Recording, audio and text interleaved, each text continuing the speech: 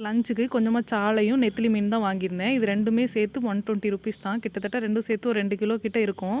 சாலை மீனை குழம்பு வச்சுட்டு நெத்திலி மீனை ஃப்ரை பண்ணியிருந்தேன். நான் ஃப்ரை பண்ணும்போது எப்போவுமே ஆயில் கம்மியாக தான் ஊற்றுவேன். ஏன்னா அதை ரீயூஸ் பண்ண முடியாதுல்ல.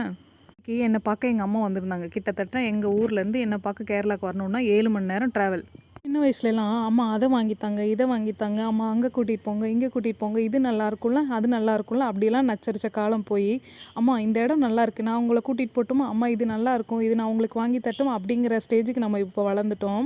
நம்ம வளர்ந்துட்டோங்கிறத நினச்சி கஷ்டப்படுறதா, இல்லை நம்ம இதெல்லாம் திருப்பி செய்ய முடியுறதேன்னு நினச்சி சந்தோஷப்படுறதான்னு தெரியல.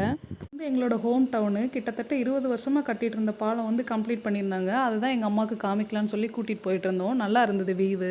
ஒரு ஹாப்பியான லைஃப் வாழ்ந்துட்டுருக்கோன்னா அதுக்கு மெயினான காரணமே எங்கள் அம்மா தான். தனியாலாம் யாரோட சப்போர்ட்டுமே இல்லாமல் எங்கள் 2 பேரையும் நல்ல முறையாக வளர்த்து படிக்க வச்சு ஆளாக்கியிருக்காங்க.